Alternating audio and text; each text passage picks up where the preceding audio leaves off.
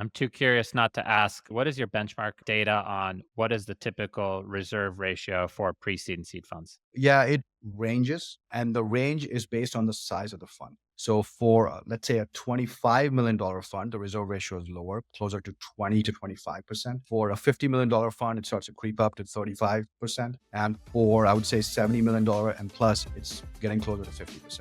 That is the correct way to think about it. That means these guys have solved for the portfolio size first, reserve ratio is the second.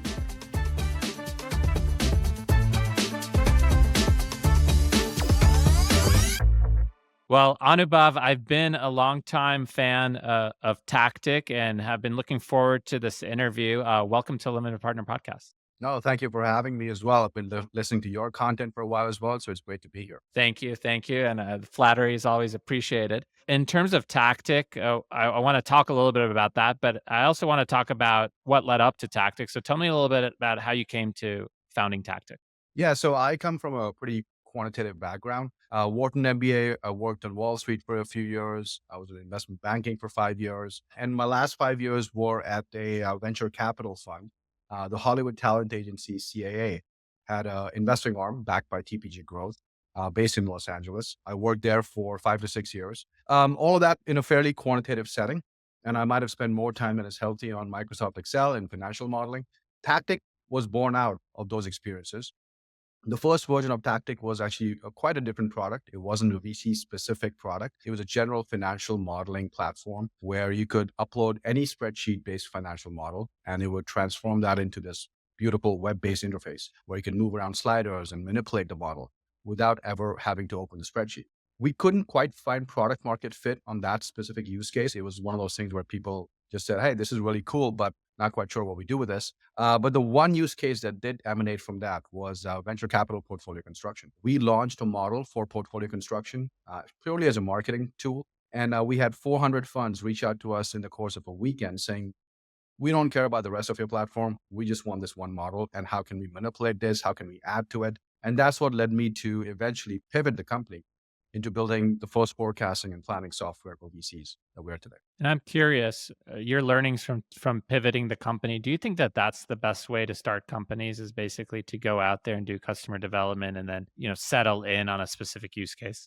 100%. I can only speak from my experience. Pretty much every startup is going to pivot at some point in time in the first 2 years. When do you pivot and when not to pivot is probably the most important question. There were 4 or 5 vectors I could have gone down on when it came to figuring out, should I pivot or not? Number one is answering the question, do I have product market fit or not? And it takes a while to eventually have faith in the fact that you don't have product market fit. Because we actually had sales, we had usage, but we didn't quite feel that we had the lock in. It felt like it was a vitamin, not a painkiller, things you've heard before. And we wanted to become a platform that you couldn't operate your company without. I believe pivoting is natural. I think it's almost necessary.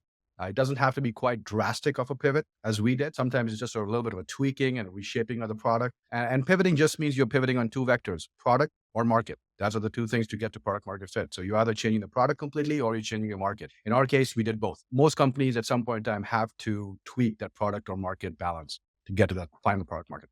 You broke the ultimate sin of a CPG, and Procter and Gamble will never start a new product in a new market. They will only start a new product in an old market or a new market with an old product.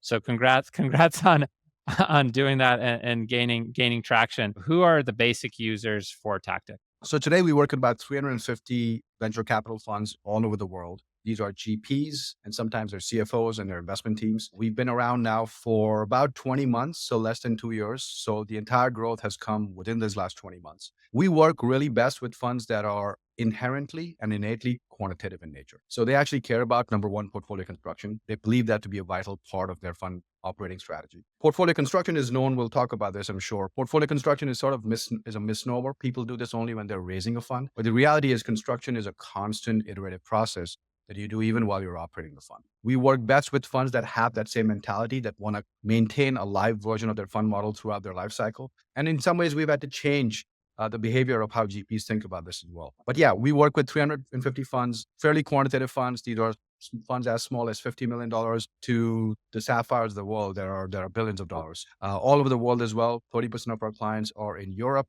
Germany, UK, Australia, and then the rest of them are the US. And yeah, I would say we work with funds of all sizes, all teams. As long as you're venture funds, you can work with us. A mentor of mine, Jong Sung Kim, who co-founded Five9, a very successful public company, once told me that you need to be close to the cash in order to succeed as a business, meaning that you have to be on the revenue side. Does Tactic really help GPs and funds generate revenue, or is it just a monitoring tool? So on the fundraising side, we help GPs build their construction plans and eventually raise funds. So that's cash coming in. They would not be able to do that without a portfolio construction plan. And we help them in their marketing plans. You can call it revenue generating, but we're helping cash coming into the fund. On the second side, which is operating a fund, we're helping them optimize their fund performance. So how should you deploy your follow-on capital? When should you have your next capital raise? Should you invest follow-on in this company or that company? These are meaningful questions that can meaningfully change the outcome of a fund. You could call that revenue generating or not. I mean, in the context of a venture fund, revenue generating just means performance. Am I going to get carry on this or not? Am I going to get DPI on this or not? Helping GPs get to that goal. Do GPs use Tactic as a fundraising tool? Or is it strictly a monitoring tool? Pretty much all 350 of our clients use Tactic for the next fund that they're already raising. So everybody's using us for portfolio construction. That is just a given. I would say 25% of our users are using us for exclusively portfolio construction. So they're raising their fund and they're using Tactic to build their construction plans. The remaining 75% are using us for construction and for active management. And let's talk about Tactic in terms of what it does and give me some use cases. How does the customer flow work from day one to day 365? And also, how long do you expect kind of GPs to use the tool? TurboTax was actually one of my inspirations when I was building Tactic in terms of distilling something that's quite complicated into a workflow that seems simple. Building a fund model, managing a fund model, building a portfolio construction plan. There are 150 variables you got to think about, but you have to do this. And some of them are very quantitative, sophisticated, legalese. You have to think about all of that to build your original plan. So we put people, the first screen that they see when they log in is sort of a TurboTax like wizard, where we ask them certain questions around their fund strategy, their fund structure. For example, we might ask them how much capital they're looking to raise. We ask them whether GP commit. We ask them about if they're planning on using a capital call line or credit, because that'll influence their capital calls. Other sections, we ask them for their macro thesis. If you're a SaaS fintech investor, what do you believe fintech rounds are going to look like over the next 3 years? And we give them market data from Crunchbase, from Carta, from PitchBook. That's preloaded in the system. We then help them think through their check size strategy. What is your target ownership in your pre-seed companies? How long do you want to follow on? How much do you want to follow on? So we ask these Q&As and we guide them towards building a construction model as opposed to just kind of giving them a form to fill out. So it's a much more hand-holding process where we're asking them these questions and then we're showing them right away the impact of answering these questions. What's interesting is what's happening is most funds, most GPs are always raising a fund. So by the time they hit their second or third year, they're already well in the process of raising their second fund. So Tactic is used to raise their first fund, then manage their first fund. And by then they're already starting to think about the second fund. So they start to use Tactic again for that.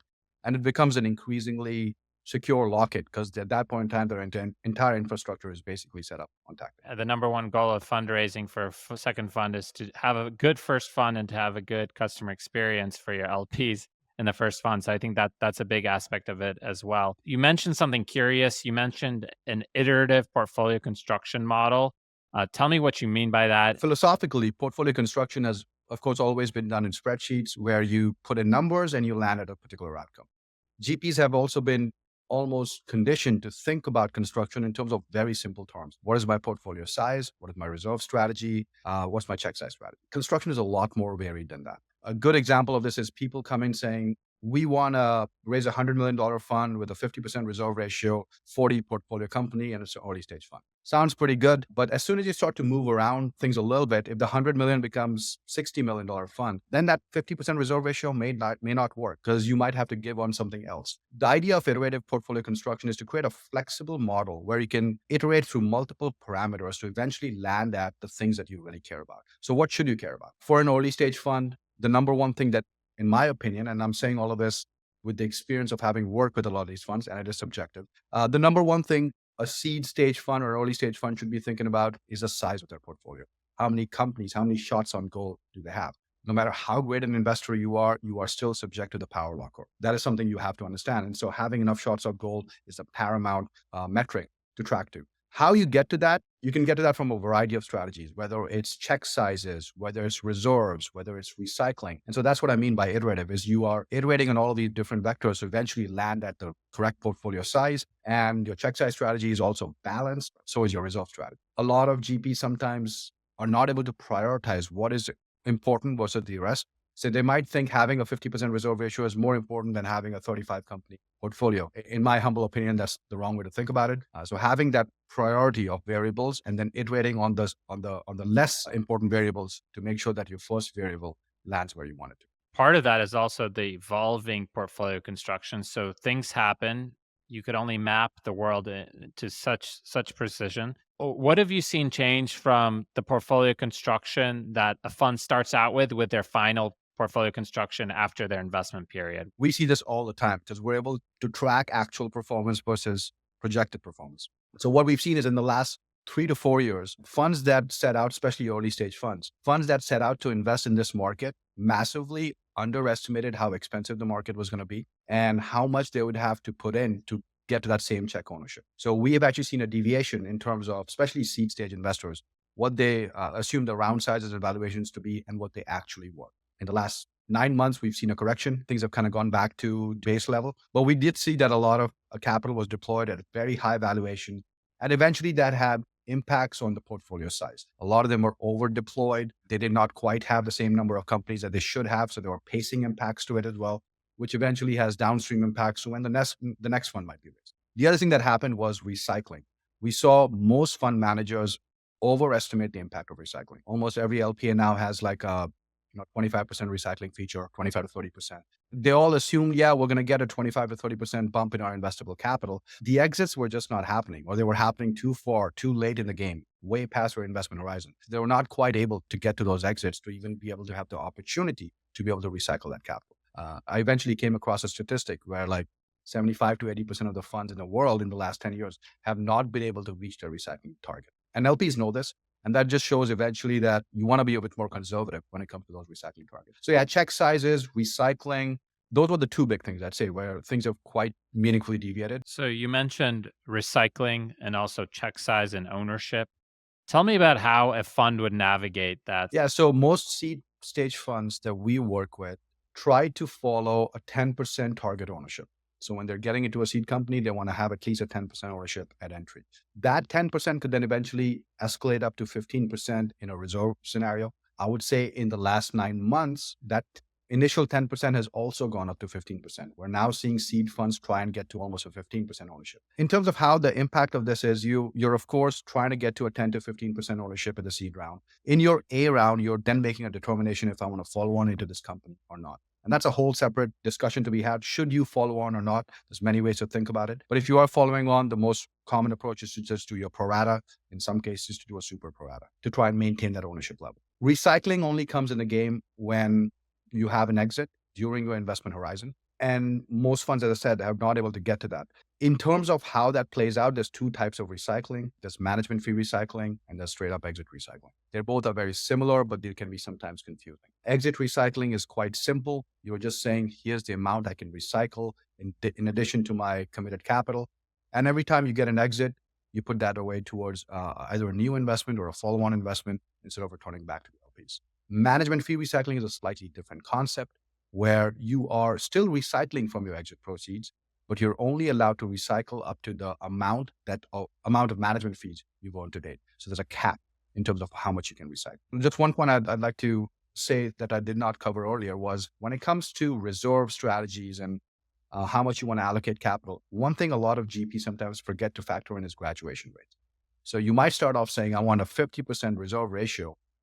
But what that 50% reserve ratio really means is you're almost expecting 100% graduation rate. You're expecting almost all of your companies to graduate, and then you have the chance to follow on, and then you can get to a 50% reserve ratio.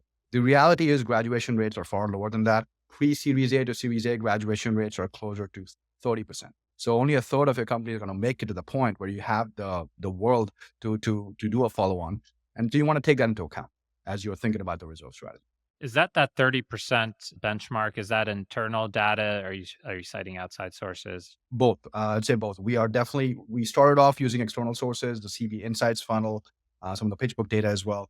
Over time, we have now gathered our own critical data point where we can supplement that. So we're trying to see vectors across or different flavors of that graduation rate by sectors or by geographies. But it eventually lands at about a 30% median. So you mentioned something really interesting. You said the follow-on ratio should be an output, not an input. What did you mean by that? Yeah, so this goes back to what is the most important variable an early stage investor should be solving for in portfolio construction. And my belief is that should be the number of investments, not the reserve ratio. If you've solved for the number of investments, and let's be clear, by that I mean I'm talking about a critical mass of about 35 to 40 companies. That is enough shots on goal where if the power law works for you, you could have a couple of companies that are outliers and can return the fund. If you're solving for that first, then let the chips fall where they may in terms of reserves. If you're trying to solve for a 50% reserve ratio and 35 to 40 companies, you may not have enough capital, which is why sometimes people say your fund size itself is your portfolio construction strategy because your overall committed capital is a function of these two variables. So yeah, reserve strategy to me is a secondary variable. It's an output, not an input, because once you've solved for check sizes and number of companies, your reserves is an answer, not an input into that process. I'm too curious not to ask. What do you see? What is your benchmark data on what is the typical reserve ratio for pre-seed and seed funds? Yeah, it ranges, and the range is based on the size of the fund. So for, let's say, a $25 million fund, the reserve ratio is lower, closer to 20 to 25%. For a $50 million fund, it starts to creep up to 35%. And for, I would say, $70 million and plus, it's getting closer to 50%. That is the correct way to think about it. That means these guys have solved for the portfolio size first. Reserve ratio is a secondary there. You seem to imply that first checks are a form of alpha and follow on are a form of beta. Would that be a fair characterization? And this is a very interesting topic on just follow-ons and how you think about it.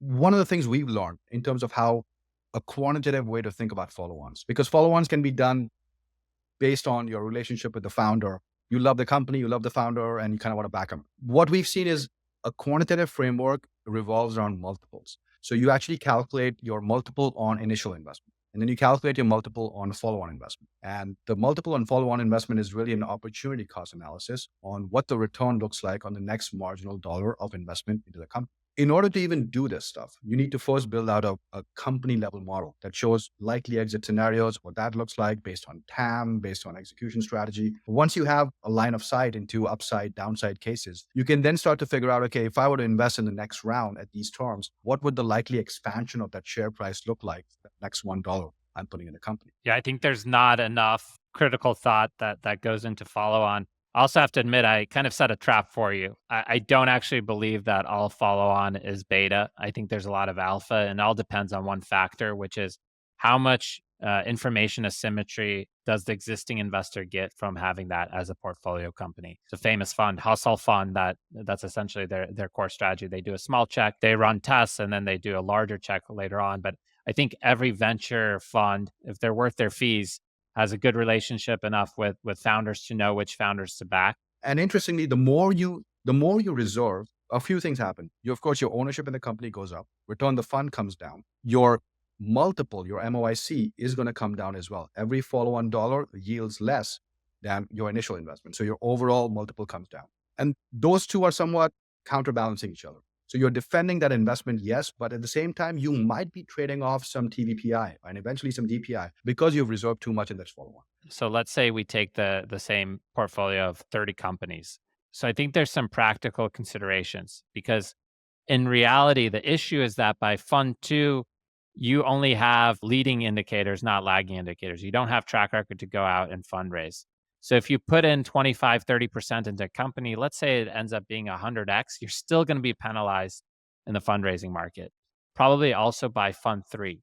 So the first constraint is you have to put in a constraint of roughly 15 to 20% per position. I think that's more or less accepted by most LPs.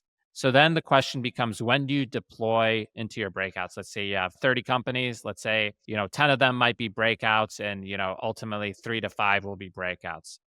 When do you deploy? I don't believe that you wait to de-risk the assets in Series A, Series B, Series C, because on a expected value, you want to be piling into them if you think they might be a breakout as early as possible. Sometimes even doing things like preempting extension rounds, trying to de-risk an individual asset as the price goes up exponentially if it actually does break out is counterproductive to an already diversified portfolio with concentration limits? Depends on the market. In a tough fundraising environment, if you're actually seeing companies able to raise the next round, that is a massive validation for what the company has done, where they're going, and that you should follow on because you're actually getting external validation as well that this company is able to move the ball forward despite the market conditions. Having said that, in the inverse, where the market conditions are great, fundraising is easy, your graduation rates are higher, that's when the challenge comes. So that's when you could over deploy your reserves because a company, just because if it raises the next round doesn't quite mean it's a good investment still, just because the fundraising environment. There's a forced ranking, I think, in general in business investment that's very healthy. You can't subject yourself to lazy thinking or wishful thinking. You know that you can make maybe one or two 15% concentrations total in the entire fund.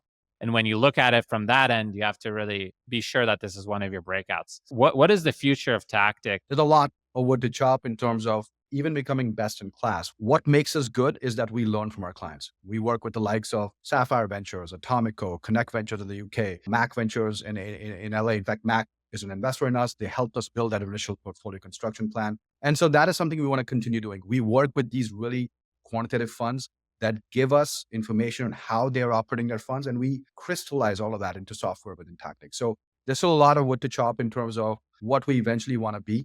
The type of stuff that we want to do shouldn't even be possible to do in spreadsheets. And we're getting close to that. What do you think the best practice is when funds should do secondaries? And I think this comes down to your view on the market.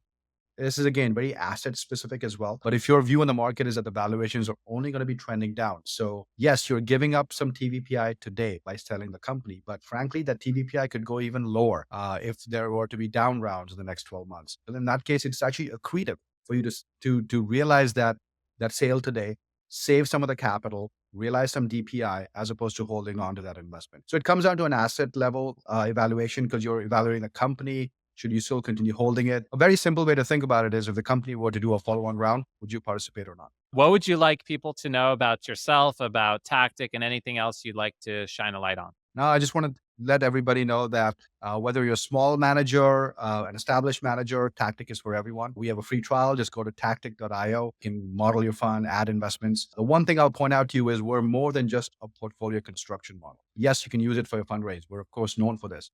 But the real problem we're solving is that once your fund is deployed, you need a way to manage what's happening within that fund and not just tracking, but actually forecasting. Reach out to me directly if anybody has questions. I'm at Anubhav at tactic.io. I'd be happy to do a personal demo for anyone that's.